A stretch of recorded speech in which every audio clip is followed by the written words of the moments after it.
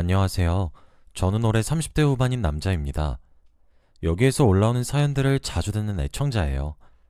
제가 겪는 일들도 여러분들이 들으면 좋을 것 같아서 이렇게 써봅니다. 아주 기묘하고 신기한 일이 있었는데 다들 들으시면 놀랄 거예요. 저의 이야기를 들으시고 세상엔 정말 다양한 사람들이 많다는 것을 아시길 바랍니다.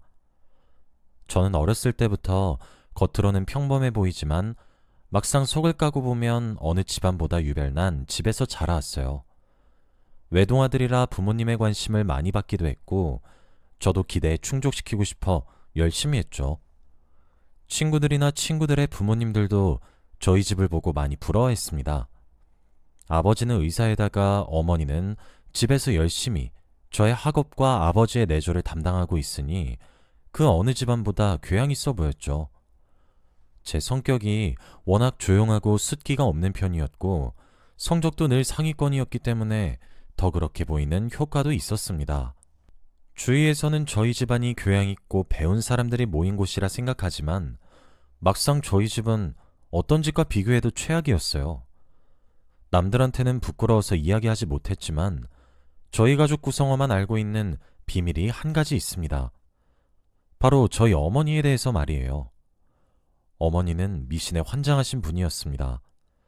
일주일에 한 번은 꼭 무당에 가셔서 사주를 보거나 굿을 하셔야 했죠. 그래서 집안 곳곳에 부적이나 이상한 물건들이 굉장히 많았습니다. 친구들이 저희 집이 잘 사는 걸 아니까 자주 놀러 가고 싶다고 말을 한 적이 많았고, 저도 친구들을 초대하고 싶었어요.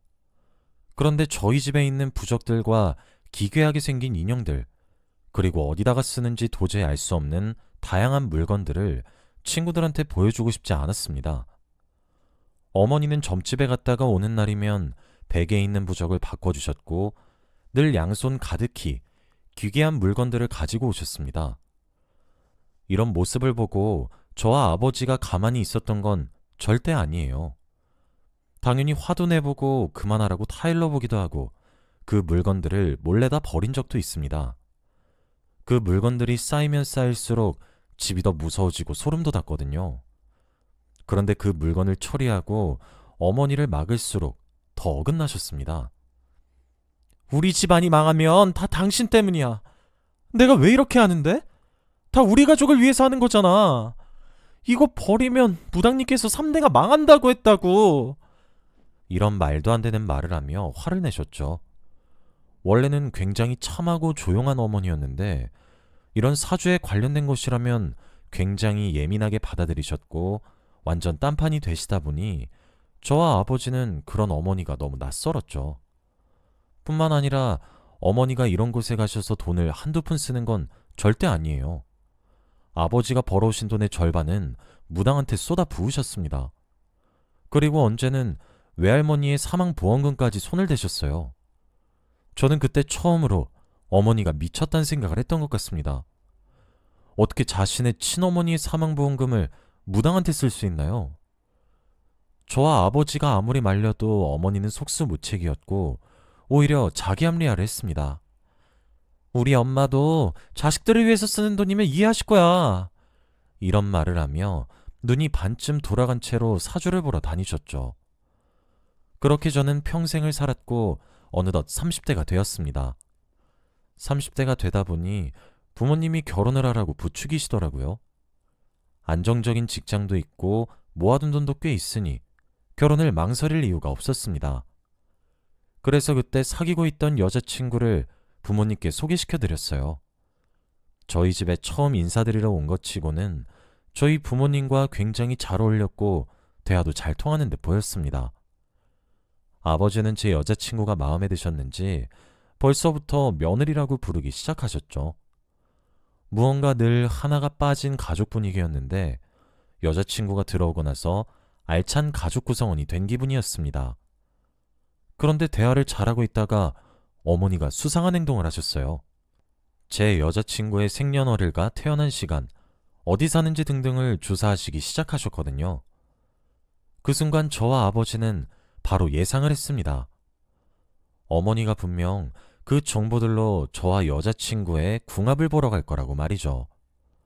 어머니는 여자친구가 하는 대답들을 노트에 필기를 하고 있었고, 저와 아버지는 제발 그만 좀 하라고 말리고 있었습니다. 여자친구는 착해서 계속 자신의 정보를 주었고, 결국 어머니는 자신이 원하는 정보를 다 얻으셨습니다. 어쨌든 대충 자리가 끝나고 여자친구는 집으로 갔고, 부모님은 제 여자친구를 좋아하셨어요.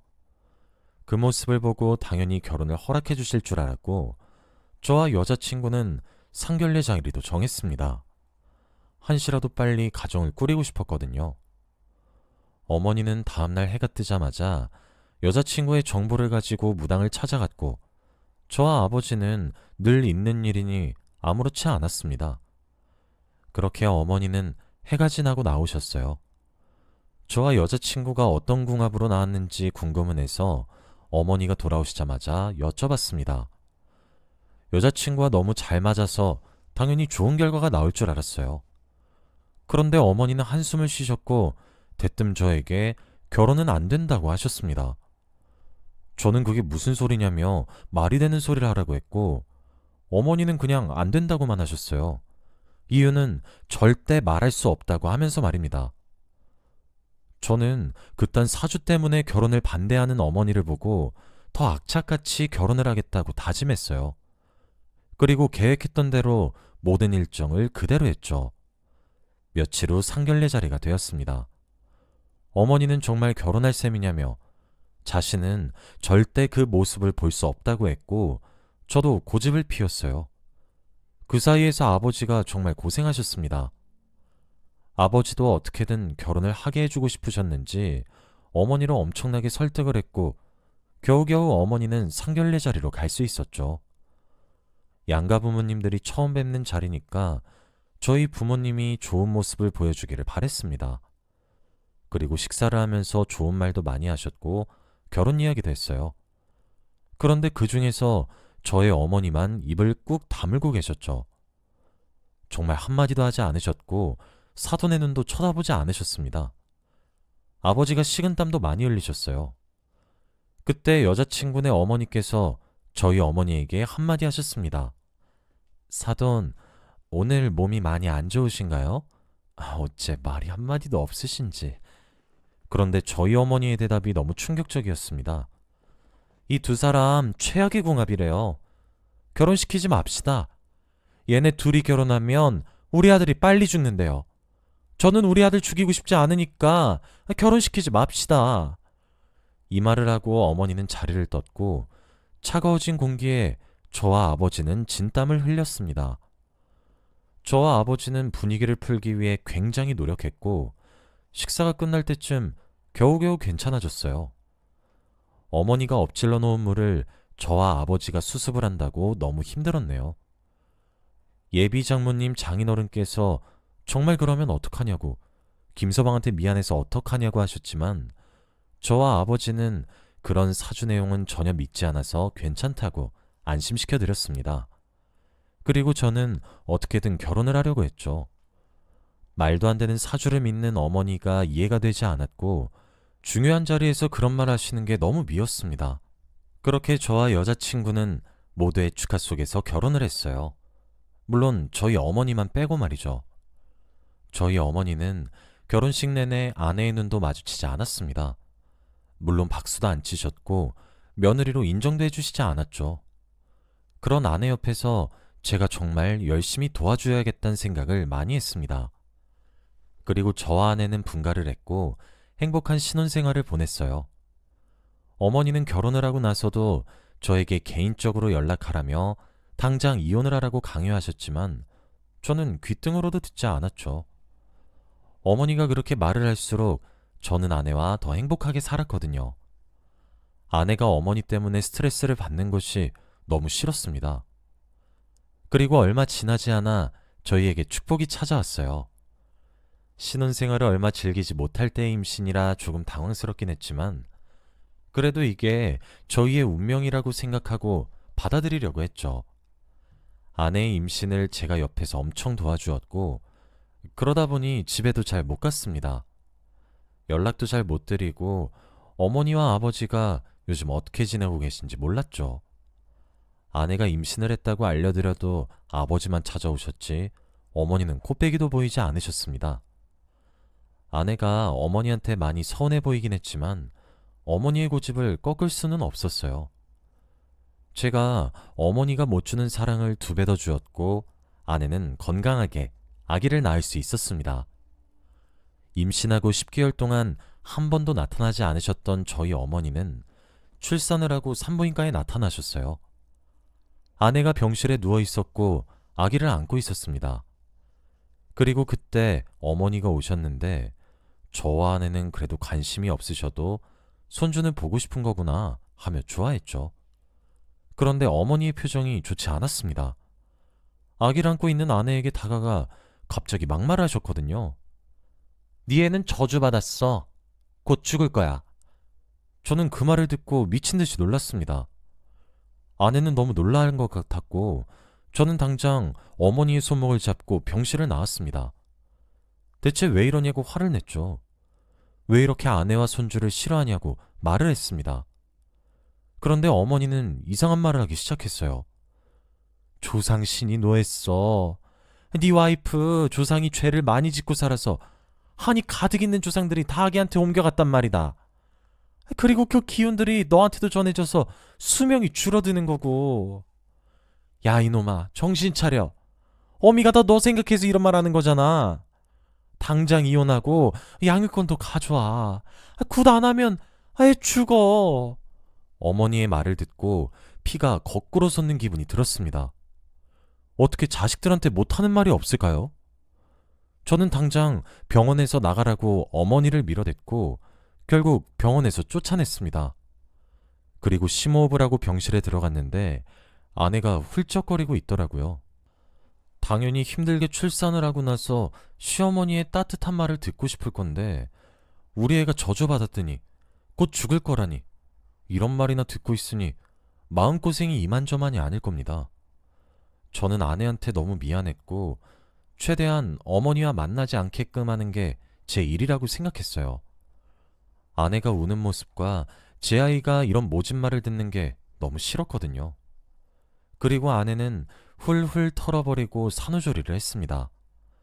미안한 만큼 제가 더 열심히 옆에서 도와주었고 아내도 회복이 빨랐죠. 그리고 집에 돌아가서도 육아에다가 산후조리까지 바빴습니다. 제가 일을 나가고 나면 아내 혼자서 힘든 몸으로 아이를 돌보는 게 이만저만이 아니었죠. 그런데 그때 제가 어머니를 병원에서 내쫓고 단 한 번도 뵌 적이 없는데 그날 어머니한테서 연락이 왔습니다. 목소리도 굉장히 달라지셨고 상냥하게 말씀하시면서 저희를 도와주고 싶다고 하셨죠. 육아도 한번 해본 사람이 더 잘한다며 아내 혼자 아이를 돌보는 게 걱정이 된다고 하셨고 집으로 가서 아내와 함께 아이를 돌봐주겠다고 했죠. 갑자기 변한 어머니의 모습에 저와 아내는 둘 다 당황스럽긴 했지만 그래도 그 일이 있고 나서 한동안 많이 생각을 하시고 저희를 이해해 주시려나 보다 했습니다. 아내도 시어머니와 함께 육아를 하면 덜 힘들 것 같다며 찬성을 했고 저희 어머니를 집으로 불렀어요. 시댁과 저희 집이 거리가 얼마 안 돼서 걸어서 왔다 갔다 할 수 있는 거리였기에 어머니는 자주 저희 집에 와서 육아를 많이 도와주셨습니다. 확실히 육아를 해보셨던 분이어서 그런지 능숙했고 아내도 많이 배웠죠. 그러던 어느 날 어머니가 아내 보고 눈 좀 붙이라고 하셨나 봐요. 아내는 너무 감사하다며 그동안 아기 때문에 못 잤던 잠을 잤습니다. 눈을 감자마자 바로 잠에 들었고 일어나 보니 밤이었대요. 몇 시간 동안이나 잔 아내는 이미 하늘이 캄캄해져서 놀란 채로 일어났고 그렇게 거실에 나갔는데 아무도 없었다고 합니다. 어머니한테 전화를 해도 받지 않았다고 해요. 그 순간 왠지 모를 불안감이 엄습해왔고 바로 저에게 전화를 걸었죠. 아내는 어머니가 아기를 데리고 어디를 나가셨다고 했고 저는 순간 겁이 났습니다. 혹시 주위에 산책을 나가신 건 아닐까 싶었지만 유모차가 그대로 있었다고 해요. 저는 바로 경찰서에 신고를 했습니다. 어머니가 아이를 데리고 사라졌다고 말이죠. 이미 하늘이 너무 어두웠고 도대체 어디로 사라지신 건지 걱정이 되었습니다. 그리고 얼마 지나지 않아 경찰이 출동했고 어머니 행방을 찾았죠.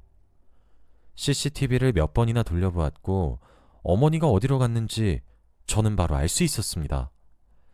왠지 모르는 느낌이 들었고 저의 간만 믿고 아내와 함께 차를 끌고 그곳으로 갔어요. 가는 길이 굉장히 험했고 가로등 하나 없었습니다. 아내는 어디로 가는 거냐며 계속해서 물었지만 저는 아무 말도 할 수 없었어요. 제발 아니길 마음속으로 간절히 바라고 있었거든요.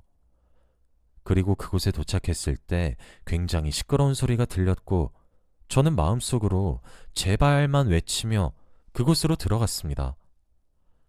한 주택이었고 마당에서는 아기 울음소리가 들렸죠. 아내와 저는 마당 중간에서 아이를 발견했고 바로 달려가서 아이를 낚아챘습니다. 그 순간 옆에 있는 어머니가 소리를 질렀어요. 안 돼! 당장 안 내려놔, 이 미친 것들아! 저와 아내는 화가 머리끝까지 났습니다. 바로 그곳은 어머니가 예전부터 방문하시던 단골 점집이었거든요. 그때는 딱 저희 아이한테 구슬하려고 시작하기 바로 직전이었습니다. 어머니는 구슬하기 위한 계획으로 며칠 전부터 육아를 해주셨던 거고 아이를 빼내기 위해 아내한테 잠을 자라고 수면제를 먹였다고 합니다. 그래서 깊은 잠에 빠졌던 거죠. 아내는 화가 엄청났는지 그곳에 있는 물건들을 다 집어던졌고 저는 그런 아내를 겨우 말리고 차에 태운 뒤 돌아갔어요. 아내는 아이를 껴안고 펑펑 울었습니다. 도저히 못 버티겠다고 하면서 말이에요. 저는 입이 10개라도 할 말이 없었습니다. 모든 게 다 제 탓 같았고 저와 결혼을 하지 않았으면 이런 일이 없었을 테니까요. 집으로 돌아가는 내내 가시방석에 앉은 기분이었습니다. 그리고 경찰들이 다 철수를 하고 모든 상황이 종료가 되었죠. 이 상황을 알게 되신 아버지는 엄청나게 화를 내셨습니다. 아버지가 그렇게 화를 내신 건 태어나서 처음 보는 광경이었어요. 아버지는 도저히 어머니와 둘이서 못 살겠다고 했고 당장 이혼을 하고 싶다고 하셨습니다. 어머니는 아버지의 말에 놀라셨는지 아무 말도 못 하시더라고요. 아버지는 많이 참았다며 저런 정신병 걸린 여자랑은 도저히 못 살겠다고 하셨어요. 저는 아버지를 이해했고 두 분이 이혼을 하시든 계속 사시든 저는 둘 다 괜찮았어요. 이미 저는 가정이 있는 몸이었고 부모님의 그늘에서 벗어난 진 오래였으니 두 분의 인생은 두 분이 알아서 결정해야 한다고 생각했거든요. 그리고 저는 집으로 돌아와 아내와 아이한테만 집중했습니다. 아내는 이 일이 있고 나서 트라우마가 생겼는지 한시라도 아이가 자신의 눈에서 보이지 않으면 굉장히 불안해요. 잘 때도 수시로 일어나서 아이가 있는지 없는지 확인을 했고 제가 아이를 돌본다고 해도 자기가 하는 게 마음 편하다며 24시간 내내 육아를 할 정도였습니다. 그래서 제가 더 열심히 아내를 도와줬어요. 그렇다 보니 집에도 연락을 잘 못 드렸고 두 분이서 어떻게 지내시는지 알지 못했습니다. 그날도 여느 때와 다름없이 퇴근을 하고 집에 돌아와 아내와 교대를 하고 육아를 하고 있었죠. 그런데 그날 새벽 갑자기 어머니한테서 전화가 왔습니다. 어머니한테 온 전화는 일단 기운이 좋지 않았고 시간도 새벽이었기에 무슨 안 좋은 일이 있나 싶었어요. 굉장히 조심스럽게 전화를 받았는데 어머니의 목소리가 이상했습니다. 훌쩍훌쩍거리는 소리가 들렸고 저는 얼마 지나지 않아 어머니가 울고 있다는 걸 알 수 있었죠. 대체 무슨 일이냐고, 왜 우냐고 물어도 어머니는 대답을 하지 않았습니다. 저는 어머니가 말을 해주기 전까지 기다리기로 했어요. 그런데 어머니는 몇 분 뒤 충격적인 말을 하셨습니다. 네 아빠 여자 생겼다. 아버지가 이미 어머니를 사랑하지 않는다는 건 알고 있었지만 다른 여자를 만나고 있을 줄은 꿈에도 몰랐어요. 어머니의 말을 들어보니 이미 만난 지 오래되었다고 합니다. 둘이서 결혼 이야기도 오가고 있대요. 그 여자와 결혼하기 위해 어머니와 이혼하려고 한다며 말입니다. 저는 굉장히 충격적이었지만 그렇다고 아버지가 싫진 않았어요. 왠지 모르겠는데 아버지가 조금은 이해가 되었습니다. 어머니는 저한테 말을 하시면서 굉장히 소름 돋는 말도 덧붙였어요. 당연히 아버지의 불륜이 슬프고 힘든 건 알겠지만 굉장히 잔인한 복수를 꿈꾸고 계셨어요. 내가 그 두 사람 죽일 거야. 꼭 내 두 손으로. 그 말을 새벽에 듣는데 온몸에 소름이 돋았습니다. 어머니는 정말 한다면 하는 사람이었기에 실제로 그런 일이 일어나면 어떡하나 싶었거든요. 어머니는 이혼할 거라며 자기 걱정은 하지 말라고 했고 아버지와 불륜녀한테 복수를 할 거라고 했습니다. 그리고 전화를 끊었죠. 저는 대체 어머니가 어떤 복수를 할까 궁금하긴 했지만 알려고 하지 않았습니다. 알면 굉장히 충격을 받을 것 같았거든요. 그리고 저는 다시 일상으로 돌아왔고 한동안 아무 소식이 없었습니다. 아버지와 어머니가 두 분이서 잘 풀었나 싶을 정도로 잠잠했죠. 그런데 그날 아버지가 전화가 오셨어요. 제가 전화를 받자마자 하시는 말씀이 이혼을 하겠단 말이었습니다. 이 집에서 살면 정신병 걸릴 것 같아요. 대체 무슨 일이 있었는지 들어보니 정말 충격적이었습니다. 어머니는 아버지와 불륜녀한테 복수를 한답시고 무당 사람들한테 몇 천만 원씩 대출을 받아서 썼다고 해요.